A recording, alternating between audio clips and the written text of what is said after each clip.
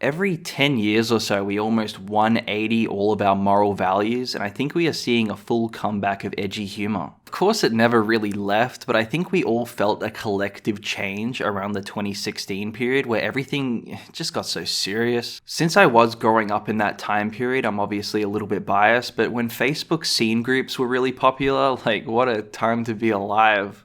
So you want that with a farm? That's as far as I got. It's a pretty farm. We had Carl Sherburne, Hasuna Baba, Mike Kanashi,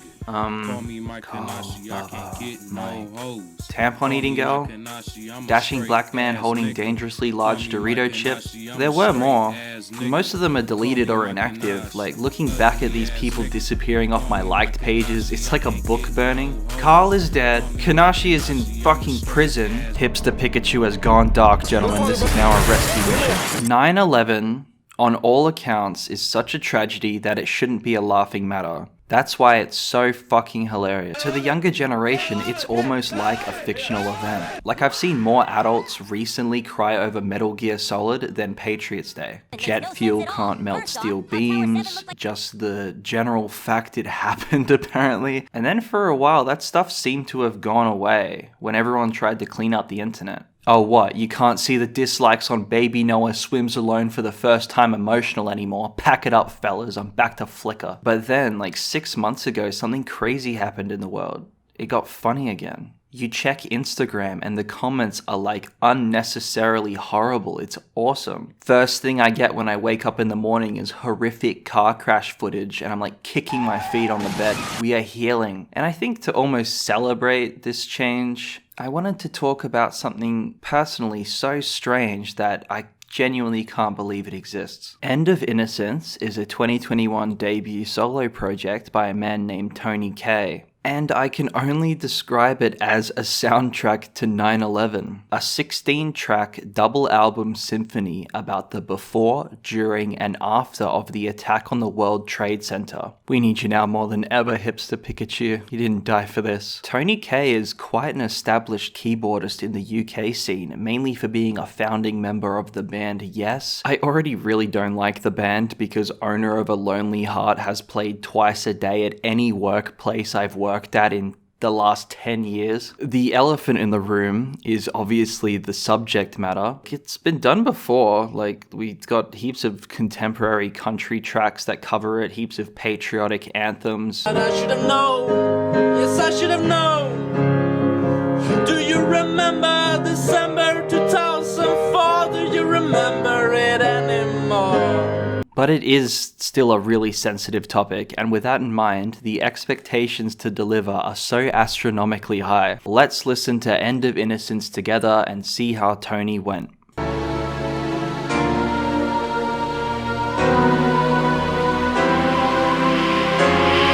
Yeah, it's just a bunch of compressed garbage.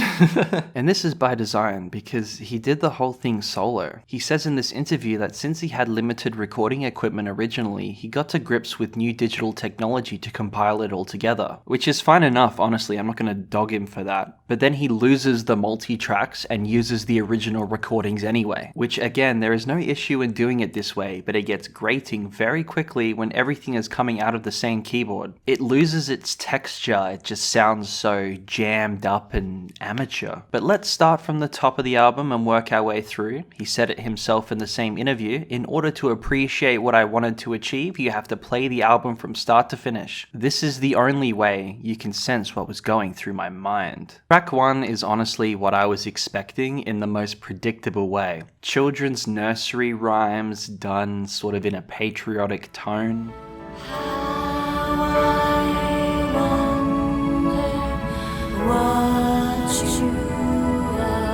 The thunder is a nice touch at the beginning as well, you know, calm before the storm type shit, you know, very foreboding of the things to come. 9/11 Overture is the only song he mixed on his original 8-track equipment, and it feels a lot more confident than the rest. However, to encapsulate the feeling of 9/11, I don't know, it sounds really thin, especially for a sound you're thinking to represent America. I'm thinking Star Spangled Banner. It's an orchestra with lots of moving parts. I'm never thinking keyboard at any point. I don't think keyboard is sort of the correct instrument here. There's the thunder again, at least. Like, I think it's tying something together. I don't know, it's just not really doing it for me, you know what I mean? Like, what the fuck's this? What the fuck is this? White boy rips it at the Apollo. So, okay, so this isn't the... What the fuck? So obviously this Steve Butler has uploaded it. This is the most popular one. And I guess he used it as... I guess he used it as his own personal playlist at some point. This is so weird. I'm tall, I'm like 6'4". It sucks being tall though, cause short people always mess with you, like midgets, you know. They're always starting stuff. Hey Sasquatch, how's the weather up there? I don't know, why don't you check the thermometer? It happens all the time, I tell you. What the fuck is he doing? Already at this point, at track 3, New York City Blues, I'm already a bit confused by what direction we are going. The first time listening, I thought the album was on shuffle. It seems like such a tonal shift.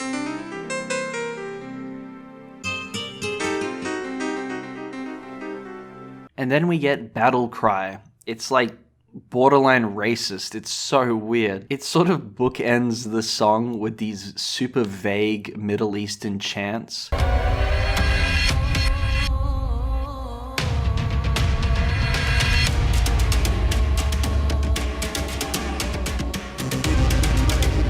These musical stings really are like beats of a school play where one of the teachers would play the scary monster and everyone had to boo him. It feels childish in that way. It's like, here is America, everybody. Clap. Clap for America. Oh, boo. Middle East. Boo. Get the tomatoes. Kill this motherfucker. The most common thought throughout this whole project was I always felt like I was feeling the wrong emotion at every possible moment. I feel there is a general idea of what this should be feeling like. It should be epic. I'm thinking Hans Zimmer, just these like... Lebo is my original inspiration, you know what I mean? We are discussing cultural changing ramifications on a global scale. Like, why are we 20 minutes into the project feeling like I'm at a PlayStation 2 character select? The pacing is just so bizarre. There are hints of what is happening and what we're meant to feel, and then we just take this massive detour. And again, I really don't think the keyboard is the right instrument for this. It's just so strange. I'm gonna be honest, I don't think Tony is the guy for this. Tony seems to be confused on who he is, and I was confused who he was as well. I sat through this whole thing thinking he made American History X. Different Tony K. Somehow. Fucking shit. Go and get another fucking job, you stupid fucking bitch. And then you find out, oh, actually, Yes, the band literally had a show in New York City 2 days before September 11. That's pretty interesting. That would then make sense to talk about this. But then you find out, oh no, actually, Tony left the band in 1995, so he wasn't fucking there. That's pretty interesting. And then you find out, no, actually, he wasn't even in New York. He was in Los Angeles at the time. That's pretty interesting. So he actually has zero connection to this event. This is like if I made an album about the Boston Marathon bombing. Like, I wasn't there, but I saw it on the TV when I was eating breakfast for school that morning. He doesn't even really deny it either. He goes into interviews saying shit like, oh, I came up for the idea of this when someone called me to turn on the TV and I saw 9/11 happening and it inspired me. Clearly, it didn't have that much of an effect on him because he saw the towers fall, went to a hot room, I don't know why he had to specify that, and start making music. How did it take you 20 fucking years, Tony? I like some of the Tony K song, but what the fuck does he know about 9/11? Most people had their reactions of 9/11 in their first millisecond, the first neuron firing off, forming a thought. And that thought was probably like,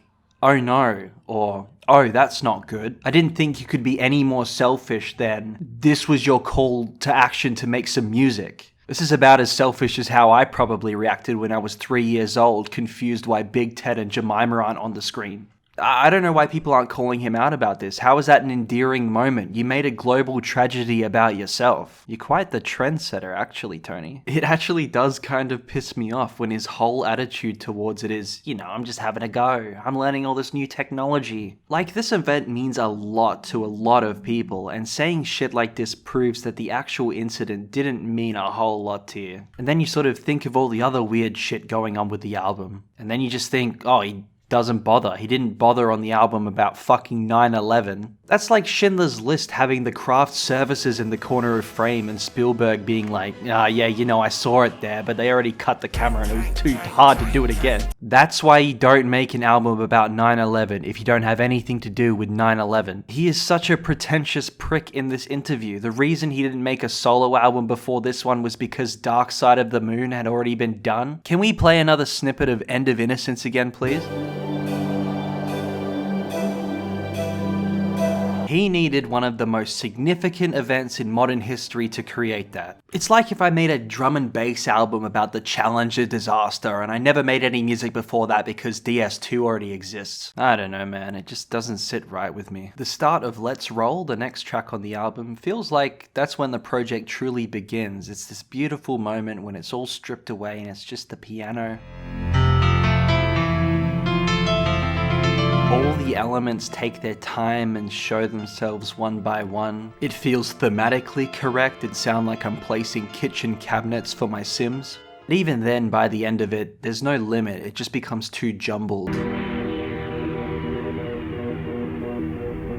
And it's just strange to me, but all these songs are all ending on a happy feeling, like a major power chord. It really is just the opposite of what I should be feeling right now. And then we go into Tug of War, and I can't even begin to understand what Tony K wanted to explore with this.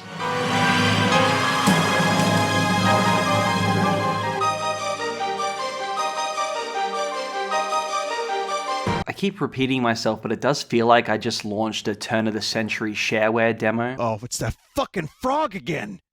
Yeah. Now, Flight 11, there's some serious weight to these chords. I like it. There's these really twingy melodic synths puttering about. There is some major growth in this song. It does feel a bit gimmicky with the sort of aeroplane calls, but I would much rather have something like this throughout as something to hang these compositions on, as there's nothing really sticking throughout the runtime. The absence of the human element throughout this album is really sticking out to me because that's what I would focus on the most if I was going to tackle something of this size. Sweetest Dreams is next, and it addresses all of my criticism at the most face value. It's got some singing, sure, but it's traded one of the most pivotal moments of the album for, I don't know, they're trying to get subversive with it.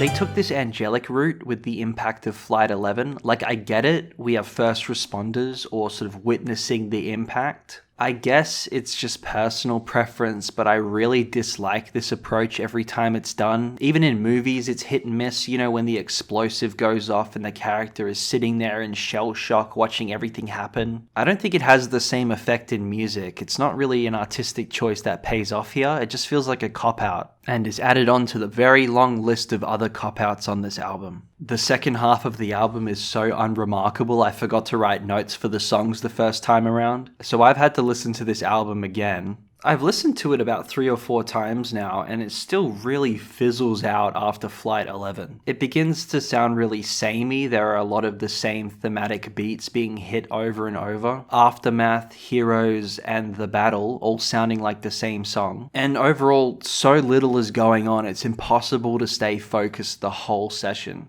I think he accidentally makes a stand with Hope and Triumph. It has a bit of a military twang, and I guess this is the part where we went to war in the story. Liberty and a pursuit of happiness. That's why we're out here, and that's what we fight to protect. But again, it's just so strangely triumphant throughout the whole song. It's very pro-war. And I understand the patriotism, that's completely valid, but in the context of this album, it feels like it should be filled with more vulnerable emotion like anger or fear. Like, I don't know if you forgot, but they're called terrorists for a reason. At this point, this album has as much emotional complexity as that scene in Borat where they've got the running of the Jew. You know, it's coming off a lot more shallow than you think it is, Tony. The second last track, Homecoming, is just a bit of a nothing sandwich. What it sounds like compared to what it's called just seems a bit mismatched. But the final track, Ground Zero, is an ending that I sort of expected. To his credit, this album does feel very cinematic in its pacing, but every time I can feel him building towards something, it's already onto something else. It never feels like it reaches the emotional peaks high enough to validate the subject matter. And it's way too slow and meandering for repeat listens, knowing where it ends up in the end. I think you could pick any 4 tracks, one from the front and back of each album, and you've probably got a sweet, cohesive EP of this horrible tragedy. Rounding up my thoughts, End of Innocence feels like a history report that Tony Kaye had over 20 years to finish, but did it all the night before. And with a subject matter that almost feels cheap with how much emotional complexity it has, it's almost insulting that this topic is simplified to this level. I think it's a great example of why this is such a faux pas to use this event in any media. Like every 9/11 film flops, I just don't think we need it. There is no demand for this type of thing. With the odds against you, and combined with the fact he has no unique take on 9/11, it's pretty insulting as a listener. He experienced the same thing as 80 million other people that day and thought he was going to voice the generation. And you're left with the most basic book report version of 9/11 you'll ever experience. I think it is possible. Bruce Springsteen's album The Rising did September 11 in a very tasteful way. I think it's a lot more listenable with its show must go on attitude. It still delivers pure patriotism that respects the victims and unites the affected. And that's powerful. That's how everyone was feeling at the time. End of Innocence took this very flat, objective look of 9/11 in the most boring way possible. I think it's got problems at the very core artistic thought. Like, I know when I'm making things, and what I apply to this as well, it's like, I'm thinking, what am I passionate about in this world? And what can I do to contribute to it? And listening to End of Innocence almost 5 times, 6 times at this point, I still don't think Tony can answer that question on this project. And it very well could be me growing up looking at memes of September 11, but I find I connect best with themes when I'm confronted in such a vulnerable way. The mixtape Teen Witch by Bones, I think, is a great example of this. It sort of tackles the themes of especially the Columbine shooting, but school shooting in general. And throughout the project, the point of view consistently flips between the school shooter, the innocent students, and then the second-hand victims like first responders and parents of the dead. Its tastefulness is obviously very subjective, but I think it's done in a very creative way. And Bones' sort of style lends itself to this sort of world where you literally have songs about the killer's point of view and his enjoyment, and they're the highest streaming songs on the album. And that pick isn't really for everyone, you know, it's a bit controversial, but it provides a unique view on a really sensitive subject, and it does it without having to have a fucking keyboard in it, and I fucking hate